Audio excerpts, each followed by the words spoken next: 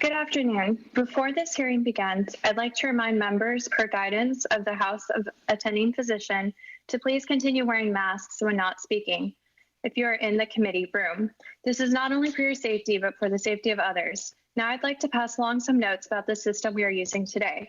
This hearing is being recorded and streamed to our committee website. Each participant has a control bar at the bottom of their screen that includes a mute button and a video on and off button.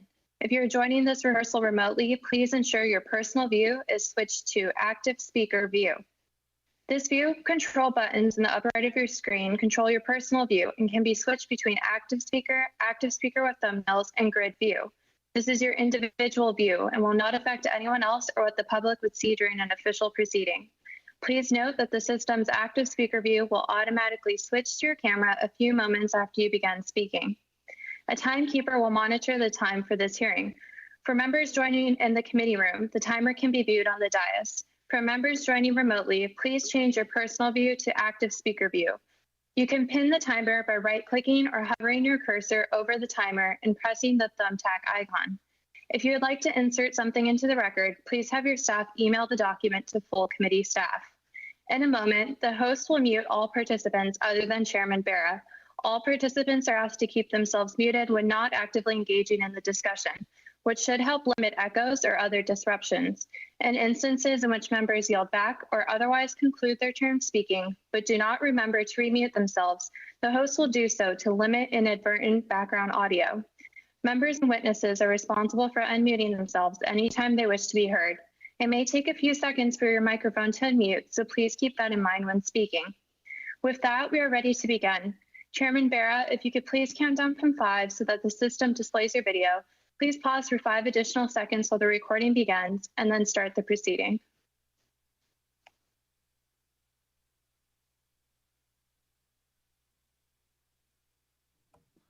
5, 4, 3, 2, 1.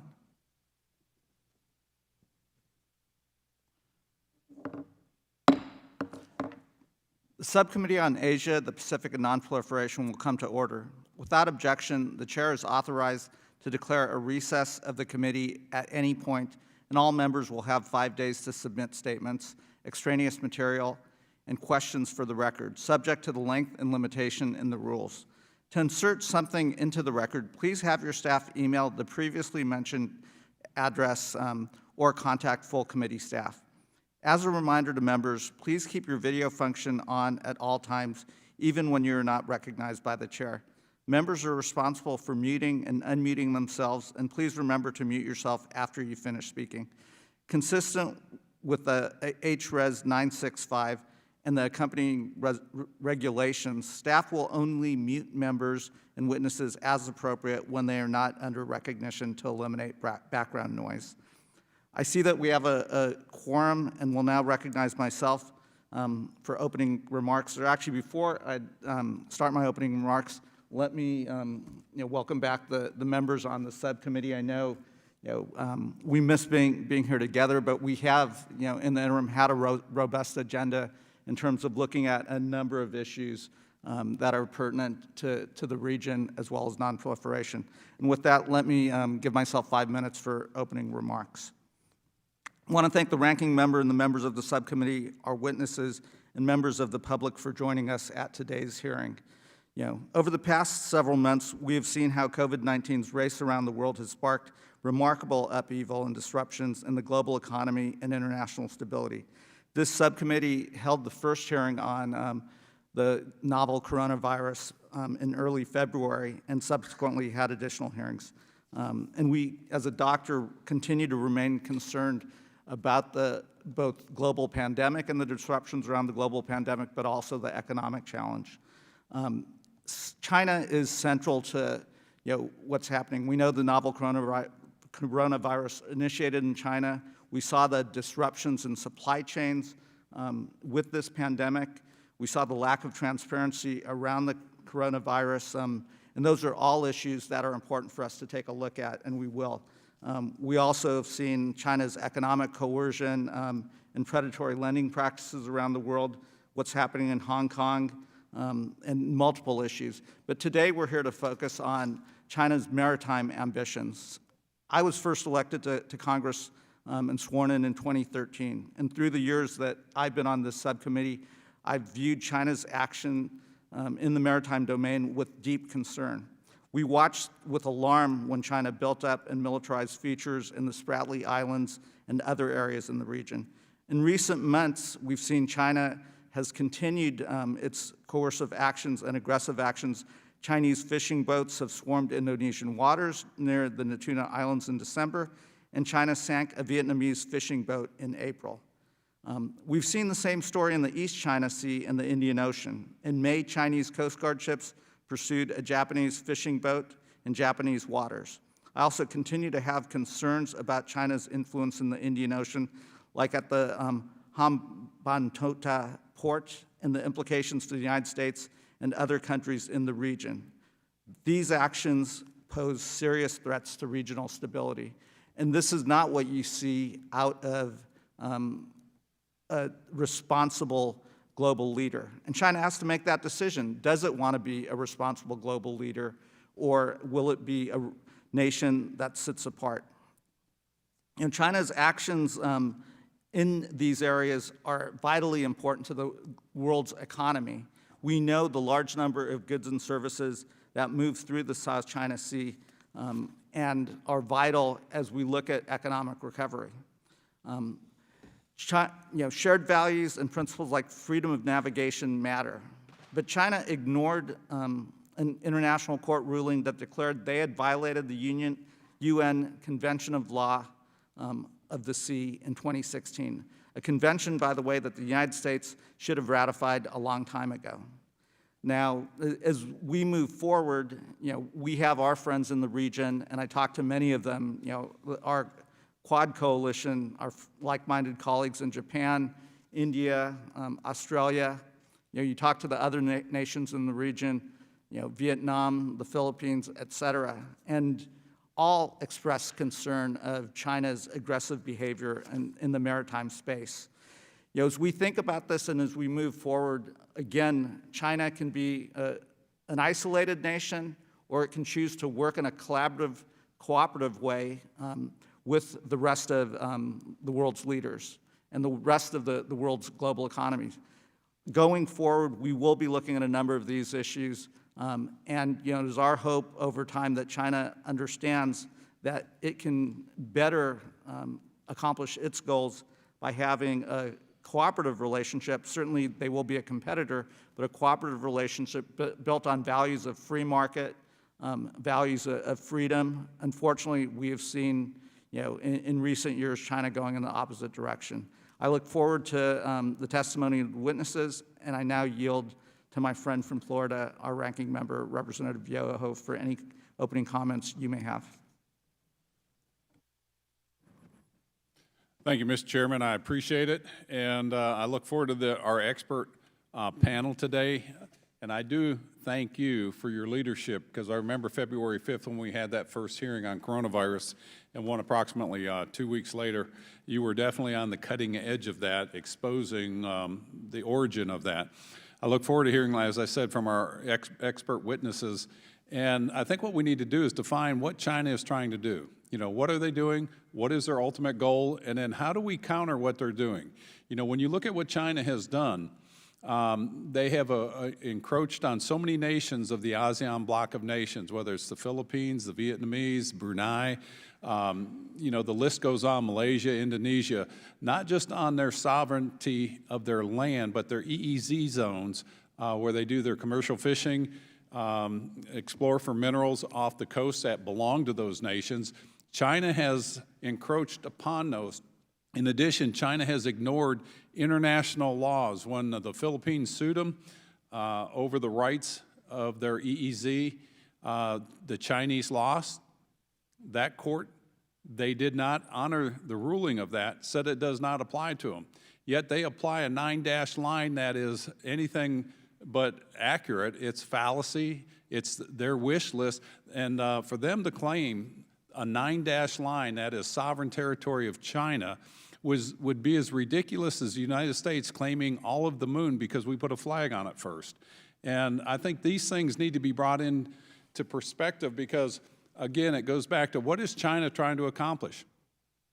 They're building a blue water navy. They're expanding in areas that are not theirs. They have lied to not just us and to President Obama and the previous administration about militarizing those dredged land masses in the South China Sea and the East Sea. They have militarized those even though they said they weren't. And so when one looks at what they are doing, their expansion of what they're doing, it looks like they are looking to claim and take over land masses that do not belong to them. And I think these all need to be pointed out. And again, I think we need to look at what is China's ultimate goal. And then we need to call them out on this. And the way that we can do that is you can do it in one of three ways. You can have a conflict, which nobody wants and nobody's advocating. You can have economic pressure put on China, and then there'll be the humiliation action. And I think humiliation, regardless of what China does, is going to come to them. But I think the best way to deal with this is through economic actions, and it should not be the United States alone. It should be all nations affected by this, because all nations are going to be affected by China's aggression in that area. And if we do these things, we can have peaceful resolutions, which is the ultimate goal of all of us, and open and free trade. And with that, Mr. Chairman, I'm going to yield back, and I look forward to hearing from our witnesses.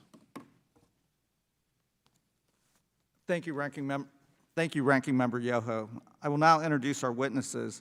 Our witnesses for today's hearing are Mr. Gregory Poling, Dr. Oriana Skylar Mastro, and Dr. Andrew Erickson. I would like to thank all of our witnesses for being here today. Mr. Gregory Poling is Senior Fellow for Southeast Asia and Director of the Asia Maritime Transparency Initiative at CSIS. Dr. Oriana Skylar Mastro is an Assistant Professor of Security Studies at the Edmund A. Walsh School of Foreign Service at Georgetown University and a resident scholar at the American Enterprise Institute. And Dr. Andrew Erickson is a Professor of Strategy at the U.S. Naval War College's China Maritime Studies Institute. I will now recognize each witness for 5 minutes, and without objection, your prepared written statements will be made a part of the record. I will first call on Mr. Poling for his testimony. Chairman Barra, Ranking Member Yoho, and distinguished members of the subcommittee, thank you for the opportunity to appear today. U.S. policy in the South China Sea has been remarkably consistent for decades, and that is because administrations of both parties have recognized that we have the same consistent set of interests here. The first, which is not limited to the South China Sea at all, is defense of freedom of the seas, as defined by the international law of the day. Second, the U.S. has been committed to uphold its security commitments to our allies and partners in Southeast Asia without being drawn into the sovereignty disputes over the islands themselves. And the third, the U.S. has been committed to ensure American military access to this important international waterway. Time and again, U.S. policy has been drawn back to that same set of interests. But unlike the consistency of U.S. policy, Chinese interests and Chinese claims have expanded considerably over the decades. Prior to the 1990s, the South China Sea featured a dispute over islands. And then Beijing decided to declare strait baselines in internal waters around the paracels, and more worryingly, historic rights throughout the entirety of the South China Sea, claiming in some form all waters, all airspace, all seabed, in contravention of international law. Over the last decade, Beijing has become far more aggressive in pursuing that illegal claim.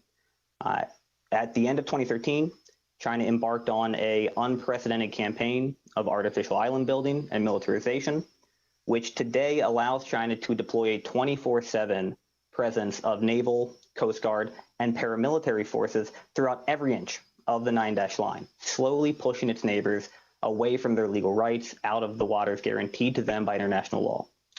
And if Beijing's current strategy continues, it will undermine or severely diminish all of those U.S. interests that have been defended by subsequent administrations dating back for the better part of a century. First, China will set a precedent that will undermine key components of freedom of the seas and international law, including the equality of all nations, big and small. Second, U.S. partners and allies in the region will rightly begin to wonder what benefit they get from supporting a forward deployed U.S. presence in the region if it cannot help defend their interests against an aggressive neighbor. And third, as a result, the United States will find its ability to operate not just in the South China Sea, but in the region more broadly, severely diminished. This crisis has been a long time coming. And in defense of previous administrations, they did not sit on their hands. They increased capacity building support for regional partners. They stepped up the presence of the U.S. Navy in the region. They strengthened deterrence. But there is no military solution to the South China Sea disputes. It is not entirely a military problem. What the Pentagon has done is to buy time and continue to buy time. Time for a coalition of international parties led, but not solely including the United States, to bring diplomatic and economic pressure to bear on China, hopefully to bend Beijing toward a compromise that would be more equitable and more acceptable to the international community. Now, to do that will take years. But as a start, I would suggest three areas that the United States needs to pursue immediately. The first is U.S. officials need to put the South China Sea back on the top of the diplomatic agenda, in the way it was in 2016 in the run-up to the Philippines Arbitration Award, which the chairman mentioned. Now, at that point, you had the majority of states in Europe, as well as a number of states in North America and Asia supporting the ruling when it came out. Almost none of those states continue to do so today, and that is because neither Washington nor Manila has been asking them to. This issue must be put front and center in the United Nations, in Asean meetings, in the G7, in order for Beijing to bear the kind of reputational cost that would convince it that it cannot be both a global leader and a bully in the South China Sea at the same time. Second, the United States should treat China's militias, the vanguard of its activities in the South China Sea, the same way it does similar illegal actors in North Korea or Russia. Indo-PACOM should undertake the same kind of surveillance operations to publicly name and shame illegal Chinese paramilitaries in the South China Sea that it currently does in the East China Sea and the Yellow Sea to identify North Korean sanctions violations. It should also identify the networks of government and business elites in China that support the militia, target them for sanctions, try to ban them from access to international financial markets, the same way the United States treated Russia for its support for paramilitaries in the Ukraine. And finally, U.S. officials need to prioritize rebuilding an alliance with the Philippines that is both credible and effective. That does not mean giving the Duterte government a pass on human rights violations, but it does mean recognizing that the alliance is bigger than any one leader.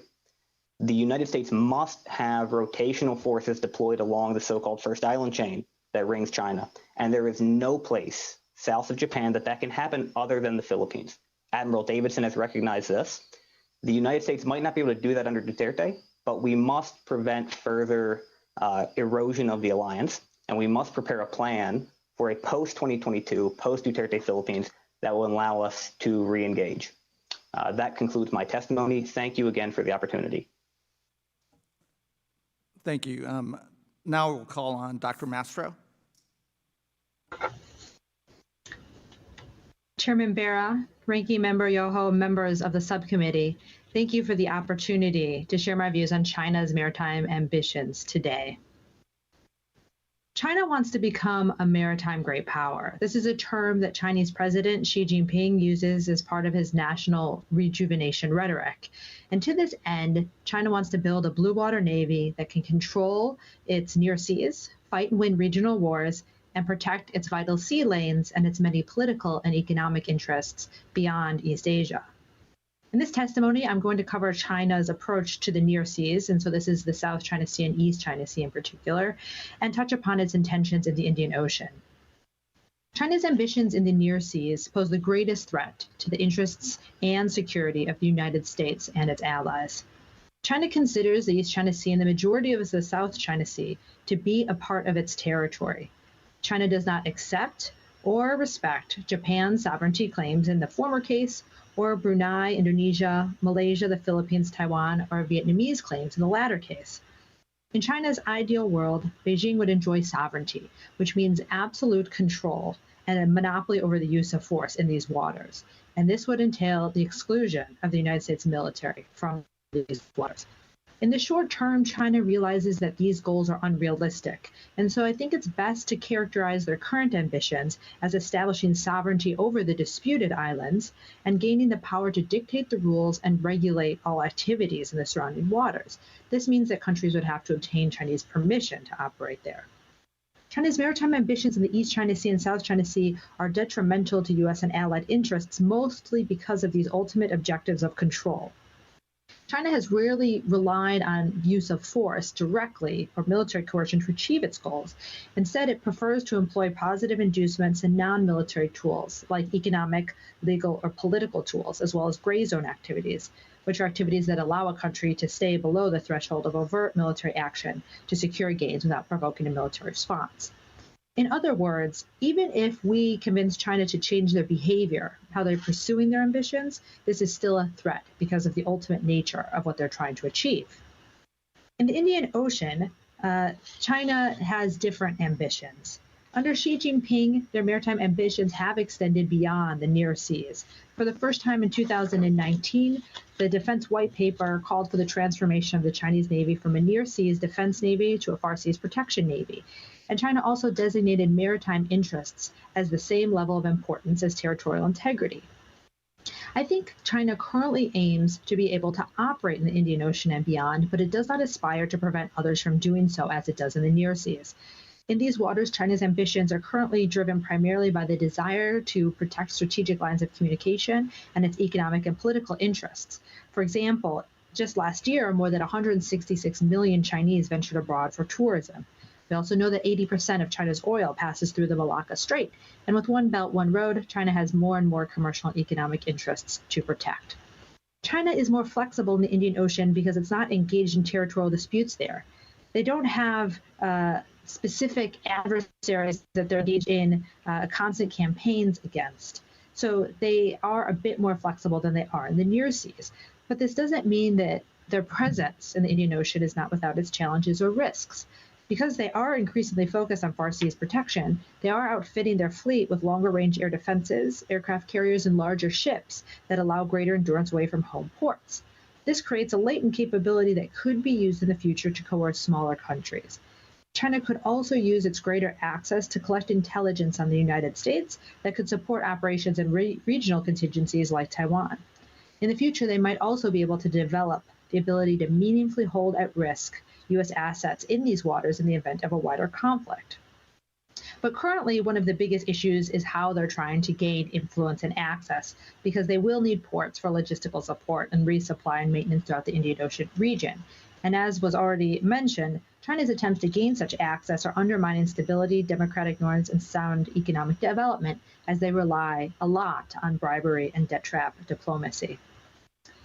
In my testimony, I come to two main conclusions, therefore. The first is that China's ambitions in the South China Sea and East China Sea are different than they are in the Indian Ocean and beyond. For the near seas, it's mainly about sovereignty and regional hegemony. In the far seas, China is concerned with protecting the sources of the party's domestic legitimacy, like economic growth, protection of Chinese nationals, and guarding against external pressure. Two, China's ambitions in the East China Sea and South China Sea are detrimental to U.S. interests, even if its methods are mainly problematic because they are effective and difficult to counter. In contrast, in the Indian Ocean and beyond, there are aspects of China's current objectives that are legitimate and do not necessarily threaten U.S. interests, but its methods are currently undermining democratic principles and sustainable growth, and there is a risk that China could change its strategy to disrupt freedom of navigation as its capabilities evolve. While China's maritime ambitions are problematic in both the near and the far seas, U.S. policy needs to consider these differences in both the degree of threat and risk. First, we need to prioritize countering Chinese ambitions in the South China Sea and East China Sea, and this includes taking a hard-line, risk-acceptant approach to countering China in the near seas.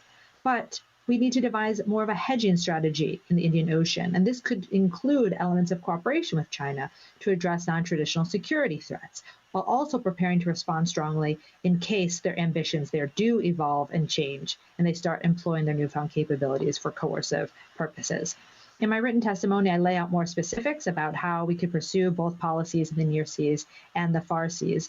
Either way, success will require bipartisan consensus and an agreement that maintaining a free and open Indo-Pacific is genuinely critical to U.S. interests. The United States has made some progress in this area, but given the extent of Chinese maritime ambitions, it's not yet enough. Thank you for the opportunity to testify today. Thank you for your testimony. And finally, Dr. Erickson. Yes, thank you, Chairman Bera, Ranking Member Yoho, members of the subcommittee. I appreciate this opportunity to share my personal analysis and recommendations.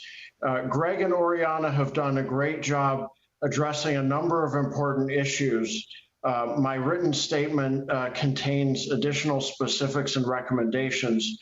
Rather than duplicating their efforts, let me underscore several larger themes and key dynamics that I think can help inform our discussion today as well as the way forward. China under Xi Jinping has what to me is clearly the most assertive and ambitious national strategy of any great power today. This includes the unification of claimed territory and commanding respect and deference at home and abroad. A major problem with this forceful and ambitious approach is that these goals run roughshod over the rights and well-being of millions, as well as the freedom of non-Chinese societies. They have great potential to jeopardize the peace of China's region and also the rules and functions of the international system on which all of us depend. Today, in many ways, Hong Kong is ground zero of this struggle. There are additional tensions and challenges in the near seas, as my colleagues on the panel described. However, even worse, if the United States and its allies and partners do not counter China's coercive envelopment of formerly free peoples and places, there will be much worse to come. This coercive envelopment has a strong geographic pattern to it. Since the Chinese Communist Party took Beijing in 1949, it systematically extended a cordon of control and coercion in concentric circles radiating from the capital across China's heartland. And now, at present, the major focus is remaining unresolved disputed claims in the near seas. That's why that's rightly a major focus of our discussion today. Here, there is a similar process of envelopment, coercive envelopment, albeit at sea rather than on land, as in the case with the tragedy occurring in Hong Kong right now. At sea, as my colleagues have mentioned, China uses 3 sea forces. I must emphasize, each of these are a component of China's armed forces. The People's Liberation Army Navy, the China Coast Guard, and the People's Armed Forces Maritime Militia. Each is the largest such force in the world in terms of numbers of ships. Now, we could have a long discussion about exact comparisons and qualities and capabilities of ships. And in some cases, you could argue vis-a-vis the U.S. Navy gold standard, it is an apples to mandarin oranges discussion. Nevertheless, in these vital contested sea spaces, presence matters. The ability to be present matters. The ability to be there to decide whether to or not to engage in various options matters. And here's where China's overwhelming and still rapidly growing numbers are posing very significant challenges for our efforts to keep the peace and the stability in the region. In the naval dimension, for example, while many advocate a U.S. Navy of 355 plus ships, both manned and unmanned, China already has its own fully manned Navy of 360 warships, according to data recently released by the Office of Naval Intelligence.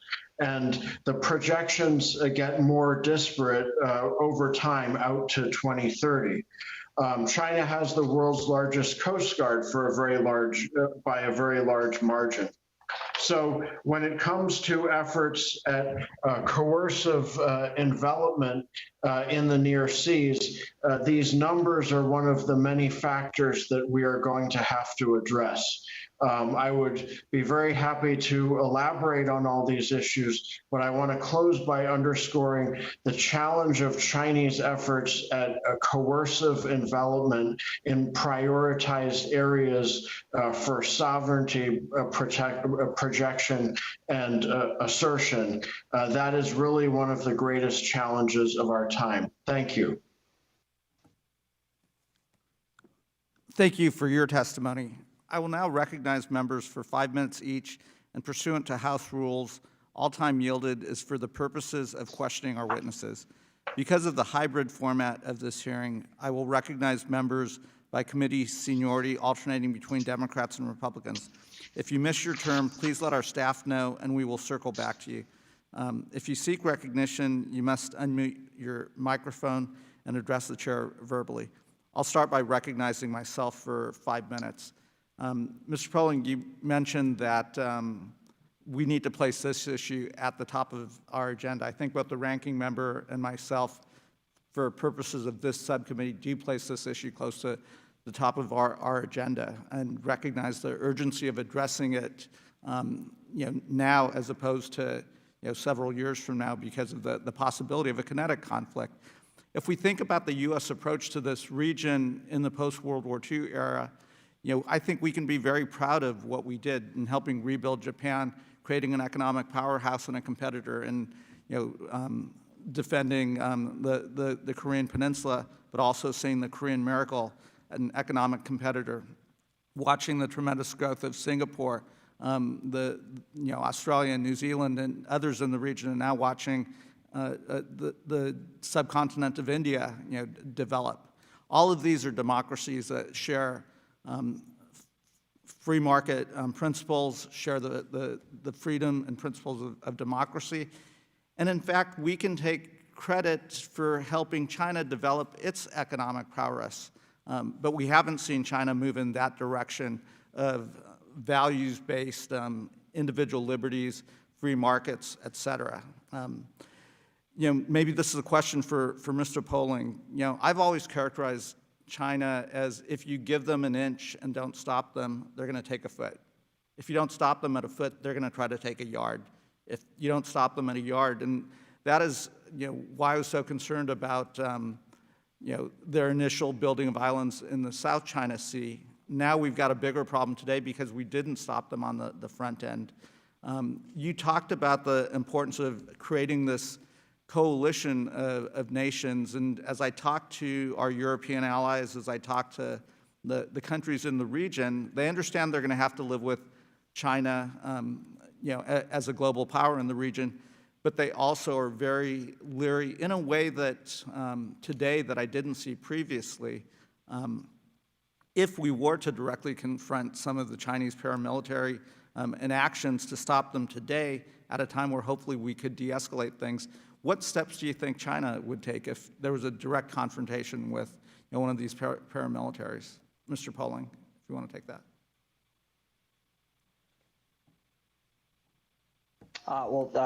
Thank you, Chairman. I think that most of the value of the maritime militia for China lies in the veneer of deniability, the veneer of civilian activity that it has. So in most cases, what Beijing wants to use the militia for is to play chicken, either with the U.S. Navy or with neighbors, and then back off if things get hot. If the U.S. started really unmasking the militia in the ways that I suggested or that Dr. Erickson suggested, among others, I think what you'd see first is Beijing reacting in kind of the horizontal ways we've come to learn, lashing out with economic sanction against not just the U.S., but especially smaller parties who might support us, Vietnam, the Philippines, et cetera. You might see Beijing undertake a number of the administrative decisions in the South China Sea that I think it already has in its back pocket. things like declaring straight baselines around some of the Spratlys, or an air defense identification zone. I mean, I think there's a long list of non-kinetic, non-confrontational ways that Beijing would seek to escalate. And this will be a long-term game of whack-a-mole, right? The U.S. will have to continually respond and push back and convince Beijing that we will not, neither us nor our partners will retreat. And ultimately, if Beijing wants to be a global leader, it will have to come to the table for compromise. I entirely agree with you that if you give an inch, China will take it as weakness and seek a mile.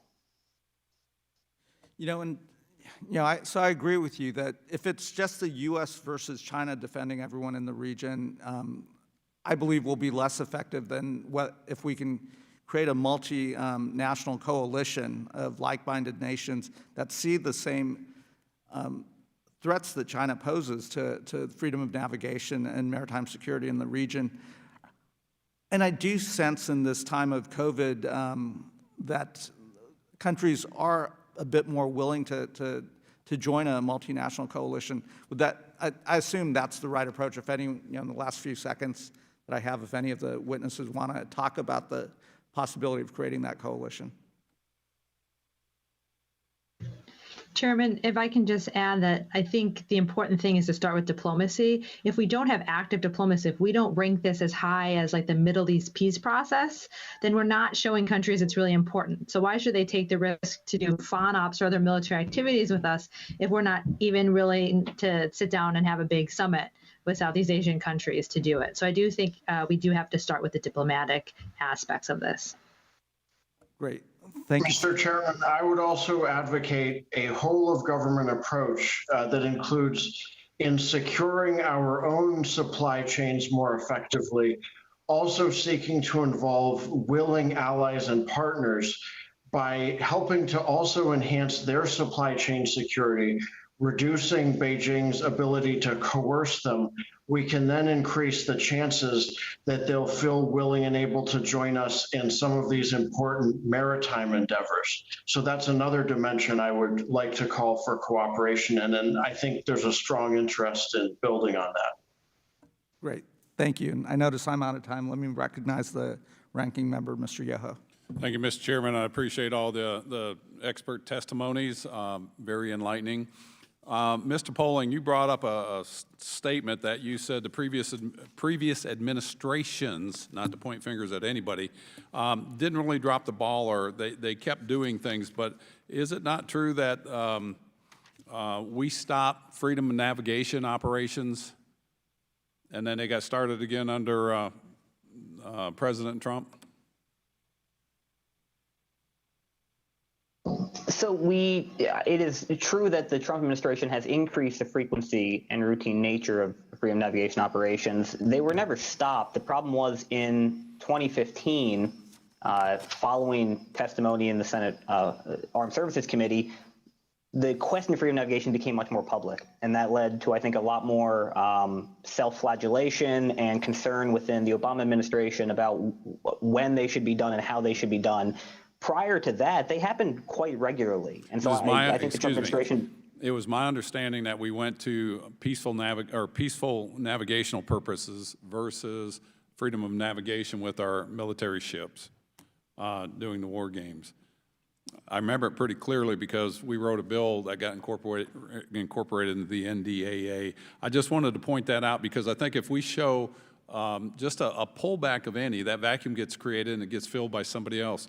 Let me move on to something else, and I appreciate, again, your expertise. Why the expansion of the Chinese Navy? If you guys, I think it was Dr., is it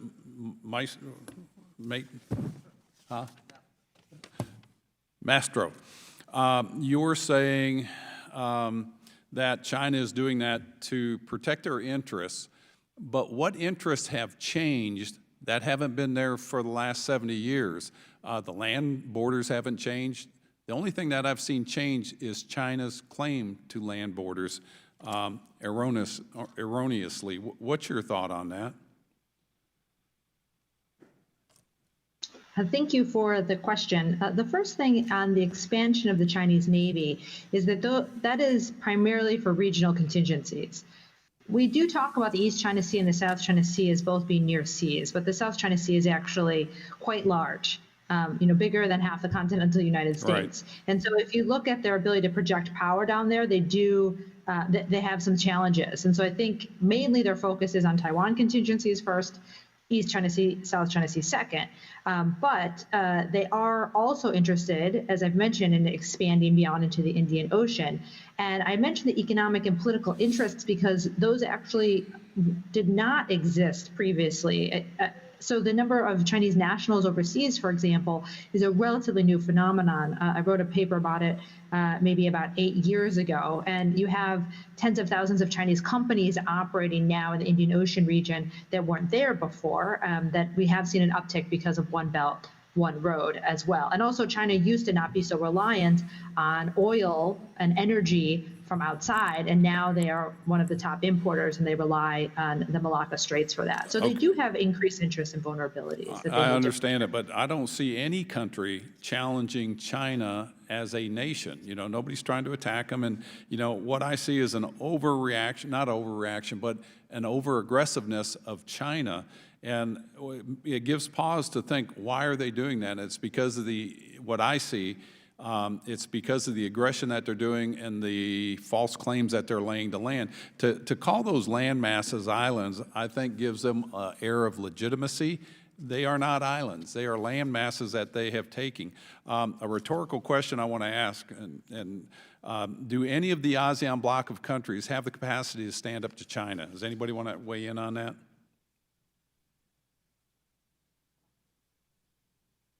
I'll hear no. I'd be happy to weigh in for this. I told you it was rhetorical, so I'll answer it. No, they don't. I have talked to the ASEAN bloc of nations to stand up as a bloc, and I understand their compact says we don't interfere with the politics of another nation. But that was 50 years ago. The conditions have changed. China is becoming very strong, very aggressive, and if we do not stand up together as a bloc, and I've said this to Prime Minister Lee, the incoming chair from Vietnam, if you do not stand up today as a bloc, is it going to be possible 3 years from now? And understand, it's not just ASEAN standing up, it would be the U.S., Canada, Great Britain, Germany, the French, Australia, Japan, South Korea, and India. If we do not stand up to China today, it will not be possible. And I think the other thing we need to do, besides standing up collectively, is they can do what they're doing in China because they have the economic resources. We need to implement the manufacturing, the ABC method, which is to manufacture anywhere but China, because we're paying them and they're creating the money that we're fighting against. And I think it's time the world wakes up, and I'm glad to see they're doing it. Mr. Chairman, I yield back. Thank you. Let me recognize the gentleman from California, Mr. Sherman. A lot of foreign policy is playing to the domestic crowd. The Chinese government has a crisis of credibility because they cannot answer the question, why are these guys running the country? They can't claim to be a democracy. The divine right of kings isn't selling very well. And they got power by claiming to be the vanguard of the proletariat, but I can't say that without laughing. So unless they can continue to provide incredible economic growth, they're going to have to hide behind hyper-nationalism as their reason to continue in power. We in the United States have some of the same issues. The Pentagon has always had a terrible time when we fight an asymmetrical foe, from the Philippine insurrection through Vietnam and Syria. The Pentagon has covered itself in glory every time we faced a symmetrical foe, the greatest glory of all, beating the Soviet Union without having to have a major war. So there's every reason for China to try to exaggerate the importance of this and have a conflict with America, as long as it doesn't get too out of hand. There's every reason for the Pentagon to say we need to spend hundreds of billions of dollars building a naval presence that can beat China in the South China Sea.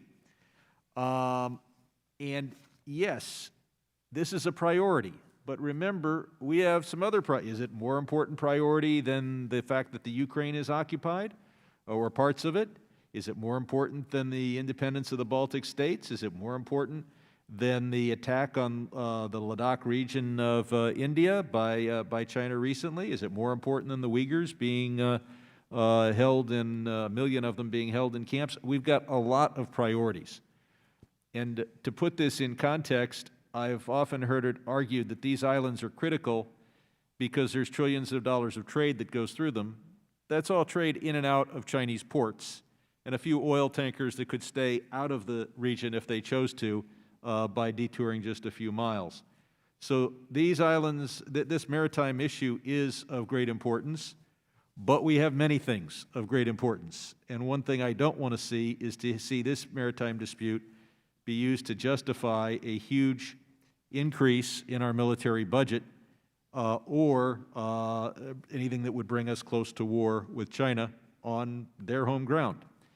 Now, one of the things that is of concern is the law of the sea, and China is violating it.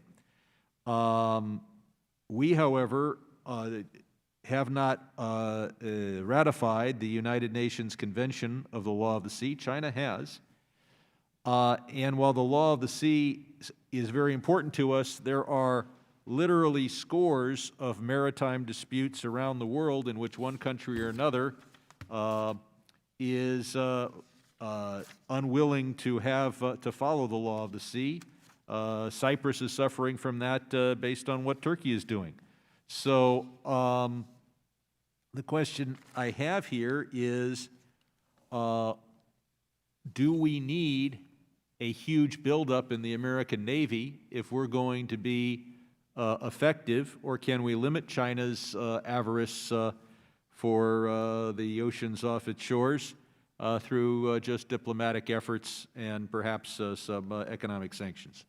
I don't know which of the witnesses would like to address that.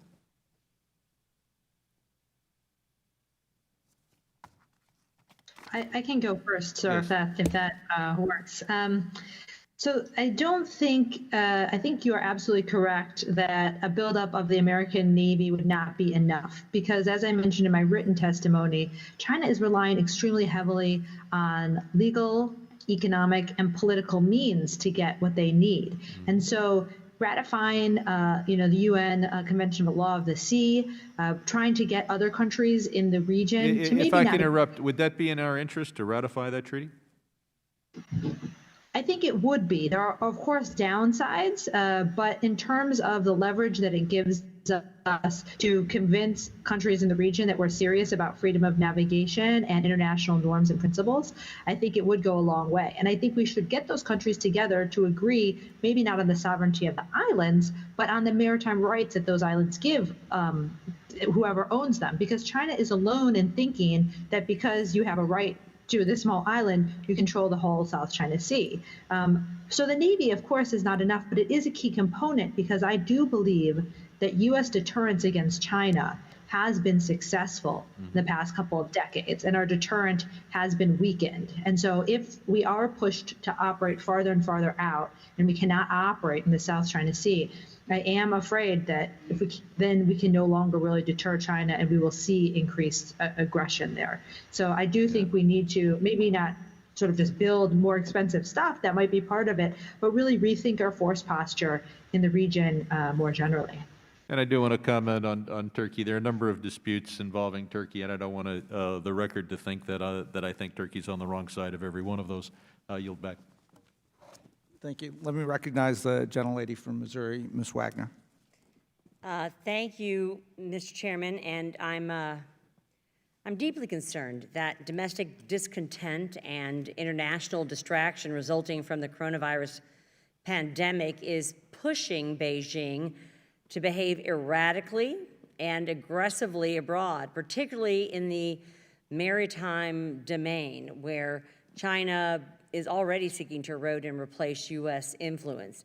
The United States must stand by its partners in the Indo-Pacific as we protect the rule of law and freedom of navigation. As co-founder of the Asean caucus, I'm greatly concerned that China is looking to ramp up militarization of the South China Sea while the rest of the world, frankly, grapples with the pandemic response. In April, China rammed and sank a Vietnamese fishing vessel and announced new administrative districts covering, as we've said, its illegal installation in the Paracel and Spratly Islands. These actions have pushed ASEAN leaders to issue a strong statement in opposition to China's claims, kind of highly unusual for the consensus-based organization. Mr. Poling, do you believe that Chinese aggression will push ASEAN countries to adopt a more assertive posture against China?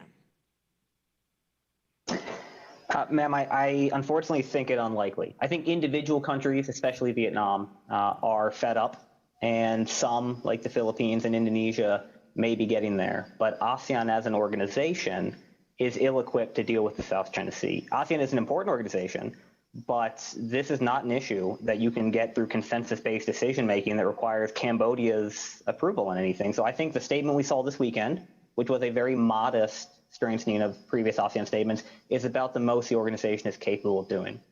Dr. Erickson, I understand that China is building a series of military and commercial facilities known as the String of Pearls, connecting its South China Sea installations to the Strait of Hormuz.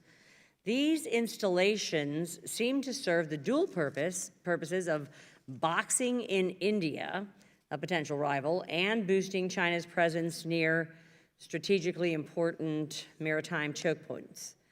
How capable is the Chinese Navy of projecting power in the Indian Ocean, and what are its ambitions? Well, thank you for those important points. China is working to go further afield in projecting influence and ability to secure its interests in selected cases. And this is very much an ambitious work in progress. We see concretely already a naval base in Djibouti. And as you rightly pointed out, there are a series of other ports where sometimes it's unclear what the ultimate purpose is, but clearly there's extensive Chinese involvement and ample potential for upgrading. I think we need to keep a very close eye on this. I think our regional diplomacy with the countries concerned will be essential.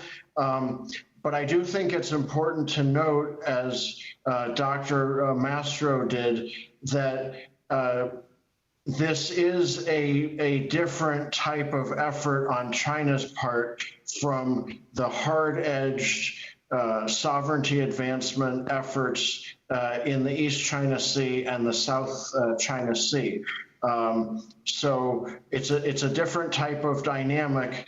It's a question of longer-term influence over a broader geographic area, and that gives us more opportunities for diplomacy and economic engagement with the host nations involved. Well, okay, I should also say this is one of many ways in which Hong Kong matters, and in which various policies we may consider towards Hong Kong will influence China's operations in the Indian Ocean region.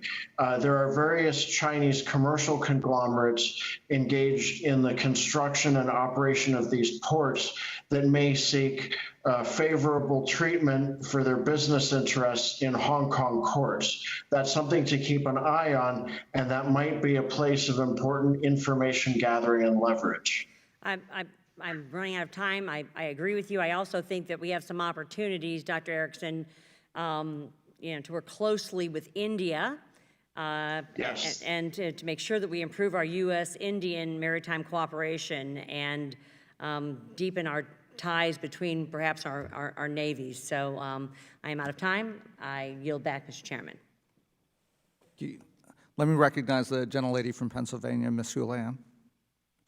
Thank you. Thank you to the chair. And I want to follow up with Dr. Erickson. I was hoping that you might be able, sir, to discuss the Chinese Coast Guard, specifically in their activities in the South China Sea, to see if you could enlighten or shed some light on whether or not these new and increased operations are a threat to the U.S. interests and to our security.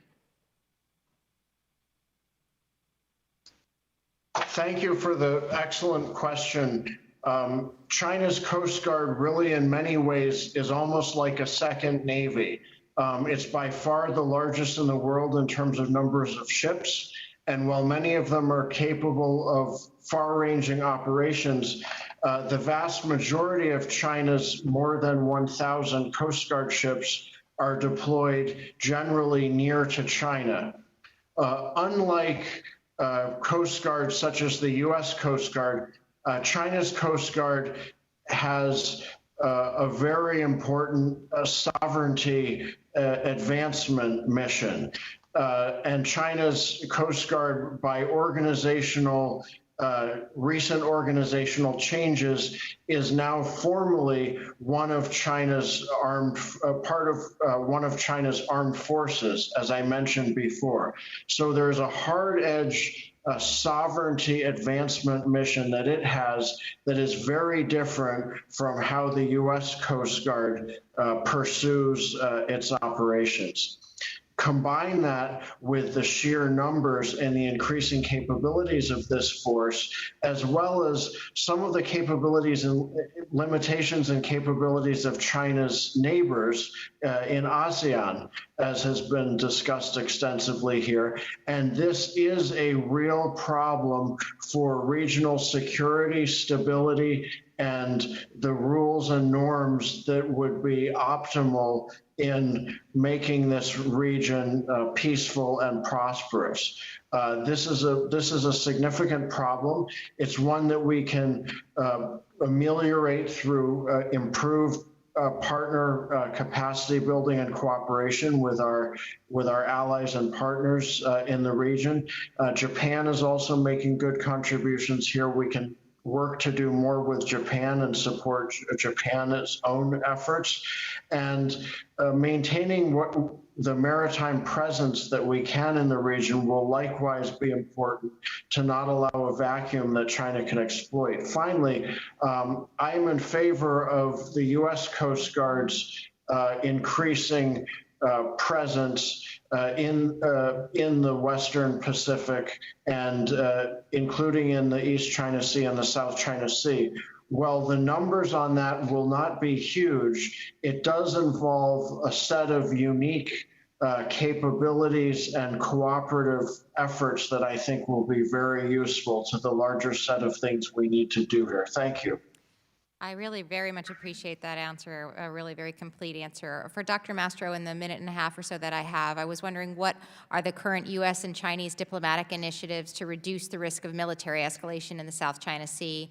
How are our current established agreements being maintained and being strengthened? And what are the diplomatic gaps that you might see that could use further attention and dialogue between those two countries, our two countries? Thank you, ma'am, for the question. I think most of our focus when you talk about diplomacy has been on the military diplomacy side.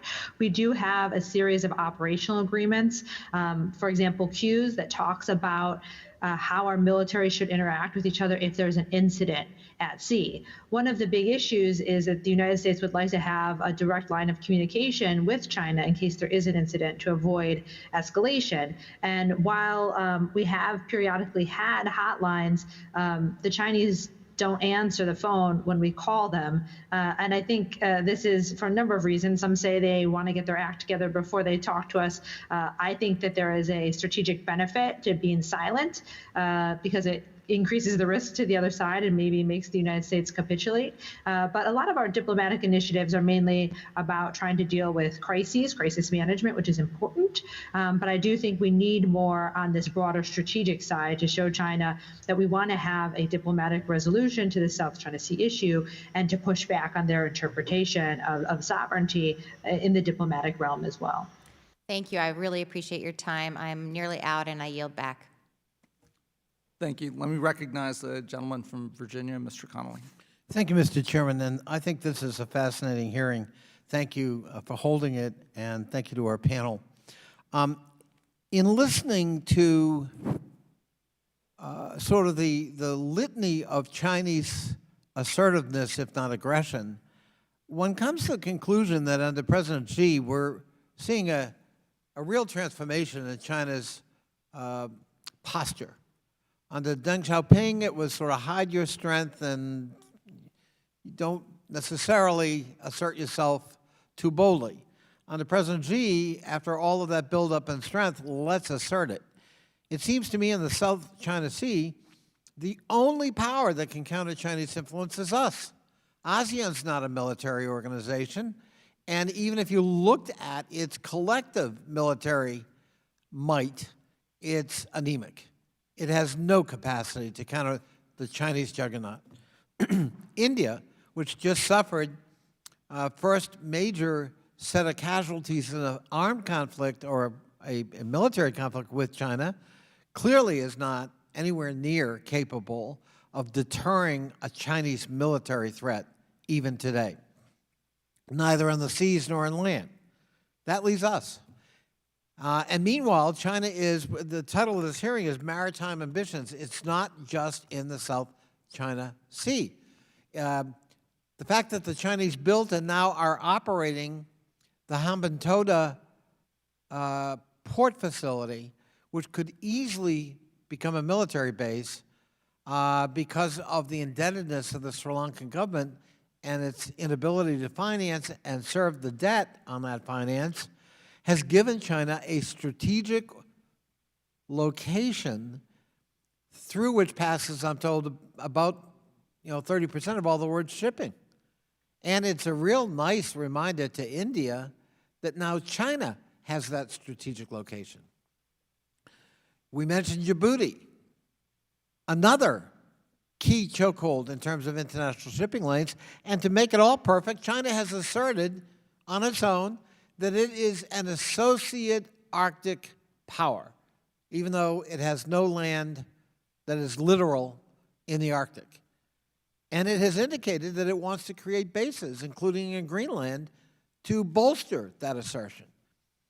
So it seems to me we're dealing with a very aggressive and assertive China in key maritime locations all around the world.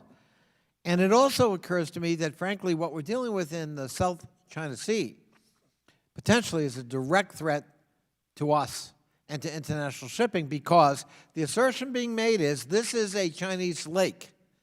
This is our hegemon, and you need permission and consent. And if necessary, we will lay claim to other sovereign territory, the Paracel and Spratly Islands to wit. We'll even build artificial islands so we can extend our territorial waters under international law, even if it encroaches on others, such as the Philippines, Indonesia, Malaysia, Vietnam, and of course Taiwan. Mr. Poling, would that be a fair summary of what we kind of know about and conclude from Chinese intentions and behavior? I think it would. I mean, yes, China wants the South China Sea to be a Chinese lake. And as you indicated, President Xi has put this issue, among a few others, at the heart of his China dream. It underpins his claim to legitimacy. So certainly we are going to continue to see China push and push and push the envelope here because Xi has linked his political future to it. Can I just follow up on one other issue with you, Mr. Poling, that Mr. Sherman was starting to pursue with Dr. Mastro. It seems to me that the United States has shot itself in the foot by not becoming a signatory to the Law of Seas. So we're not at the councils or the table of council in UNCLOS. The Chinese are. And that means they can burrow down into committee work where we're not present. And their influence gets spread. Their point of view gets advocated for and argued. Ours does not. Have we made a strategic error in retreating from institutions like UNCLOS that could very much serve U.S. interests at a time like this? Absolutely. It is the only issue on which you can get every chief of naval operations, members of the environmental lobby, U.S. shippers, all at a table, and they all agree on something. And the fact that we haven't ratified UNCLOS is an enormous strategic own goal for the United States. And I would argue on my own that the decision by the Trump administration to pull out of the Trans-Pacific Partnership, I also think was an enormous strategic blunder that created a vacuum for China. And I would be surprised if China wasn't still uncorking champagne in Beijing to celebrate that self-inflicted wound by the United States.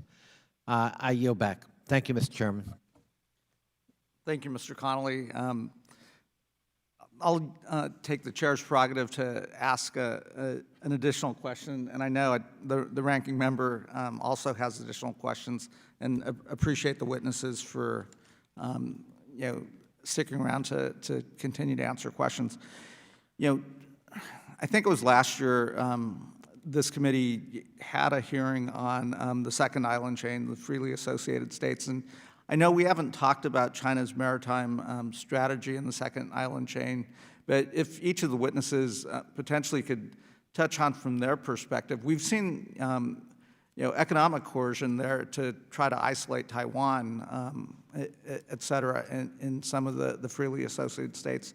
But I do have deep concern if China does start to grow their ties with the second island chains, just the mass of territory in terms of maritime territory that would be covered would be quite large. So perhaps if starting with Mr. Poling, then Dr. Mastro, if you could comment on that. I'd be happy to. I think that we should be concerned about Chinese inroads, economic or political, within Micronesia in particular. This is the U.S. strategic backyard. It has been since World War II.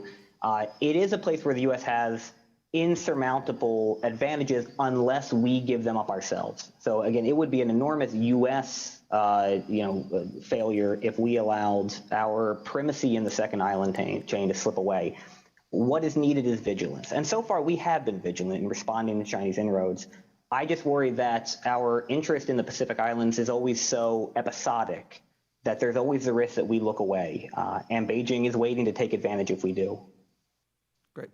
Dr. Mastro. I think there are two main things to be concerned about that are somewhat separate. The first is the issue of coercion. And as I mentioned in my testimony, China is very good at keeping things below the threshold of conflict. So it's very difficult for the United States to respond. So if they do have more military capabilities, in the second island chain, I would expect them to also have these more military coercive tools that they would use in such a way that it would make it hard for the United States to respond, and so they would have more influence. The other issue is operational. If China does control the first island chain, the second island chain will become much more contested. This is just a matter of range of systems. Until there's South China Sea islands, China couldn't target U.S. bases in the Philippines and Australia very effectively. And now, because they can take off, the aircraft can take off from those islands with, air-launched cruise missiles, now all of a sudden those are at risk. So once the second island chain is contested, as their military is able to operate more freely in the first island chain, then it becomes more difficult to defend, Japan, for example. And so this is why, I'm not sure if we have convinced the committee, but I think this is why, at least I am trying to argue that this is the priority. This is the most important issue, more important than the other issues I think that Mr. Sherman mentioned, because Asia is the most dynamic and prosperous part of the world. The United States needs to maintain its position there. And even though Russia is also a threat, Russia spends $65 billion on its military, while China spends almost $200 billion. And meanwhile, our NATO allies spend almost 3 times as much as our Asian allies do. And so to a previous point made, they absolutely need the United States military to be there to defend them, or else China is just, going to run amok over everybody. Dr. Erickson. Yes, Chairman Barra, I want to further underscore the importance of your emphasis on this. it's a strategic area for the United States. One of the many unique or important aspects is the Kwajalein Atoll missile testing facility. Some things that would be hard to replicate elsewhere. And one reason we need to keep being vigilant, as Greg Polling has rightly pointed out, is because China has a sort of checkbook diplomacy and influence approach. That's one of its preferred approaches that it has advantages in pursuing. And in the Pacific Islands, there are some areas of limited sized population and economy where a targeted Chinese investment could have a significant impact. So I just want to agree with all that's been said here, and hopefully we can redouble our efforts to shore up this critical area and not let China subvert it. Thank you. Thank you. Let me recognize the ranking member, Mr. Yoho. Mr. Chairman, thank you, and I appreciate all of our witnesses. You guys have brought just a great insight. You know, as we talk about that second chain of islands, and if we look at the landmass through the Pacific Island nations, it's more landmass than I think a good portion of the world. You know, when you look at that area, it just covers such a broad area, and we cannot afford to secede that to anybody. Or lose that to anybody. And I want to go back and talk about UNCLOS again, because Mr. Sherman brought this up. And I do believe if we're at the table, we can negotiate better. But I look at, I think there's 167 or 169 countries that have signed that, China being one of them. Yet China doesn't follow the mandate of that organization. You know, if you look at the Philippines claim, China lost that lawsuit. If you look at China's claim as a near Arctic country, and they're laying claims to that, I wonder what good is it to sign it if these other nations aren't going to enforce it? You know, and I don't want to get into too much politics, but, you know, we pulled out of TPP, and Hillary Clinton as candidate said she would have pulled out of that. I look at the Paris Climate Accord that we were in, it was not signed or ratified. President Trump pulled out of it, yet the United States is the only country that's reduced their net greenhouse gases. And I think leadership comes from the actions that you do, whether you sign a deal or not.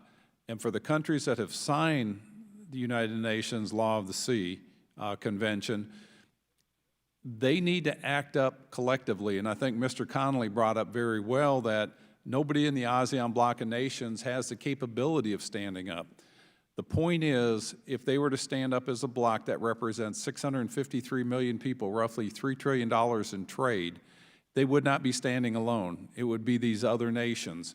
And until we, as, I guess, civilized nations, challenge China, China is going to continue to do what they're doing. I think we all need to be concerned of why China is doing what they're doing. I think it's been pointed out very well in Michael Pillsbury's book, The 100-Year Marathon. Their ultimate goal is, and Xi Jinping has said this at the, I believe it was at the 19th Communist Party Congress in 2017, when he said the era of China has arrived. No longer will they be made to swallow their interests around the world. It's time for China to take the world stage. I think it's very evident of what they're doing with Hong Kong, the South China Sea, controlling both ends of the Panama Canal, and their expansion in their chain of pearls through their Belt Road Initiative. It's very clear and evident. It's time the world wakes up, and we don't want a conflict. We just want people to be accountable and play by the rules of the game. And I'd like to hear any final thoughts that you guys may have, and I want to thank the chairman for having a great meeting, and I really do appreciate it. Dr. Mastro, do you want to start? Sure. Thank you, sir, for those thoughts. I would just say that While I understand the frustration with a lot of international institutions, I do believe that our approach needs to be to try to change them from within or establish new institutions that are more effective. I agree. One of the cases I always look at is, the only reason we have a UN command on the Korean Peninsula is because the Soviets didn't show up to veto it.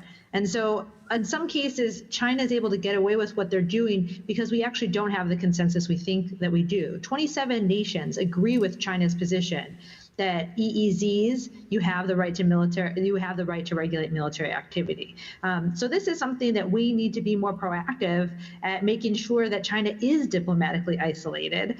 In some cases, we wish they were, but actually they're not. And so I do think that ratification would help for us to be there, not for the sake of the institution itself, but because there is political power associated with it, would be useful. But we have to not be naive about it, go in with our eyes open and say, if we're not getting what we need from this institution, maybe it's time to start a new, different one that actually helps us accomplish our goals. Thank you.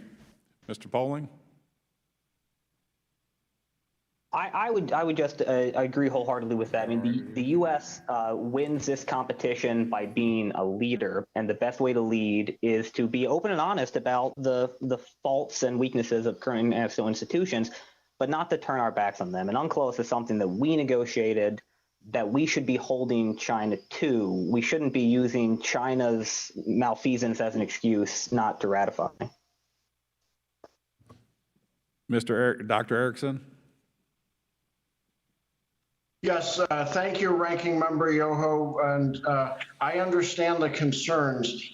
I think we need to redouble our messaging efforts to make it clear that China often signs agreements or makes pledges, but doesn't honor them in practice. So when it comes, for example, to the UN Convention on the Law of the Sea, I personally strongly support U.S. ratification of that. I think it would have many, many benefits. But I think what the U.S. needs to state more clearly in the present context is we haven't ratified UNCLOS, but we adhere to its actual provisions much more faithfully than China, which has ratified it. It's an example of one of many very important disparities that I don't think are sufficiently recognized.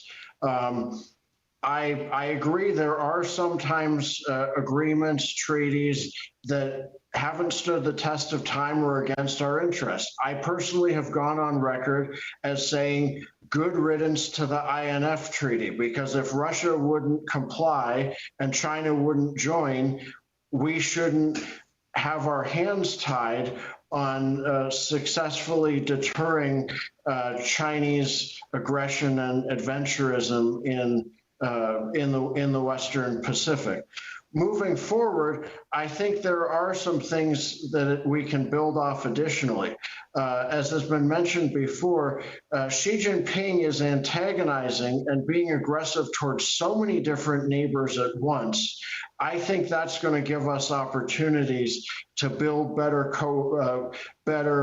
cooperation and coalitions against Xi Jinping's aggression. It's a marked departure from previous Chinese Communist Party leadership, and I think it represents an overextension that we can use in the long run to subdue this negative approach that Xi Jinping is taking. Thank you. I agree with you wholeheartedly, and you justified my point about UNCLOS, and thank you, and I appreciate everybody. And Mr. Chairman, as always, thank you for your graciousness. You're welcome, and I want to thank you to our witnesses for their answers to our questions and their comments. Member questions are now concluded. I'll now move to make a closing remark. You know, I do think this is a top issue, and clearly in the 21st century, the Indo-Pacific region and maritime security, freedom of navigation will increasingly be important and should be at the top of our foreign policy concerns. I also think in the midst of this global pandemic, this economic challenge that we face at a global level does give us a silver lining and an opportunity to to rethink what the multinational approaches look like in the 21st century. The United States can be very proud of what we accomplished in the post-World War II era, rebuilding Europe, helping rebuild large parts of Asia, creating stable free market democracies and allies and friends, and the values, and creating a relative era of peace. We as a planet haven't faced a challenge like this global pandemic that affects all of us, not just one state or one country, but the entire world simultaneously, as well as the economic challenge of rebuilding coming out of this pandemic. And it will give us opportunities, I hope, to create the multinational coalitions of like-minded countries to move us into the 21st century to address these challenges. Now, I don't anticipate that China will rise to the occasion and join with like-valued countries like the United States, our European allies, our Asian allies, and others around the world. But I would hope that they do. And we will always compete economically. That's fine. It's a fair playing field. But we can continue an era of prosperity and peace if we were to build on the values that ourselves and other countries hold so dear in terms of democracy, human rights, and free markets. And also, this was our first hybrid type of hearing in this new era of a pandemic, and I really want to tip my hat to the Foreign Affairs staff, Camila and Samantha, for the work that you did. I think it came off without a hitch, and hopefully this gives us an opportunity as we continue to convene to continue to have more of these hearings because they're extremely important. And with that, let me recognize the ranking member if he has any closing remarks. Mr. Chairman, I would just say I agree with everything you said, especially with the staff. And I just want to add that China's actions are not those of a responsible wannabe superpower. China will not alter its course or actions in the East Sea, the South China Sea, Arctic, or elsewhere until it meets sufficient resistance to change its behavior.